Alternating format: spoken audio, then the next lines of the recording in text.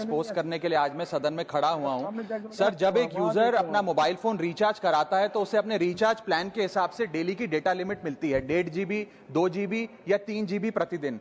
लेकिन ये डेली की डेटा लिमिट जो होती है रात 12 बजे समाप्त हो जाती है, जैसे ही दिन खत्म होता है, और ये अनयूज डेटा जो है ये फोरफीट हो जाता है, ये अगले दिन रोल ओवर या नेक्स्ट डे कैरी फॉरवर्ड नहीं होता है।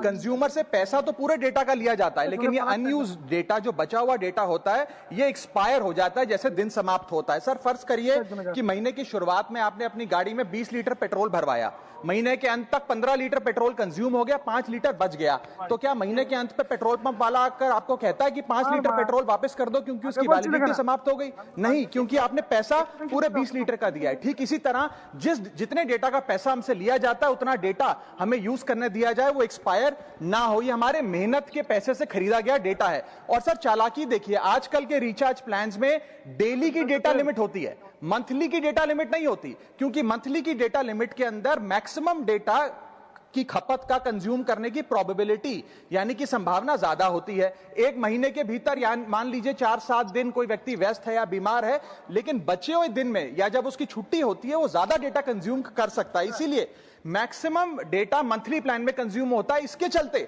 आज टेलीकॉम ऑपरेटर डेली की डेटा लिमिट वाला प्लान पुश करते हैं। सर, आज इंटरनेट सिर्फ एक एंटरटेनमेंट या जी हर बार मेरे सवालों का जवाब देते हुए मुझ पर तंज कसती हैं और कहती हैं कि शायद ये चार्टर्ड अकाउंटेंट नहीं है, इनकी डिग्री असली नहीं है, तमाम तरीके की बातें मेरे बारे में कहती हैं। लेकिन आज मैं इस सीए की डिग्री को किनारे करके सरल भाषा में आम आदमी की तरह इस देश के आम आदमी का दर्द आपके सामने रखना चाहता हूं कि कैसे हमारे जन्म होने से लेकर हमारे मरने तक टैक्स पे टैक्स सरकार हमसे वसूलती है। आइए एक रोमांचक यात्रा पे चलते हैं। माननीय वित्त मंत्री जी हर बार मेरे सवालों का जवाब देते हुए मुझ पर तंज कसती हैं और कहती हैं कि शायद ये चार्टर्ड अकाउंटेंट नहीं है, इनकी डिग्री असली नहीं है, तमाम तरीके की बातें मेरे बारे में कहती हैं, निजी हमले करती हैं। मैं उनका बहुत सम्मान करता हूं, मेरे मन में उनके प्रति बहुत आदर है, ओहदे में, हैसियत में, उम्र में, अनुभव में बहुत बड़ी है मुझसे। लेकिन आज मैं इस सीए की डिग्री को किनारे करके सरल भाषा में आम आदमी की तरह इस देश के आम आदमी का दर्द आपके सामने रखना चाहता हूं कि कैसे हमारे जन्म होने से लेकर हमारे मरने तक टैक्स पे टैक्स सरकार हमसे वसूलती है।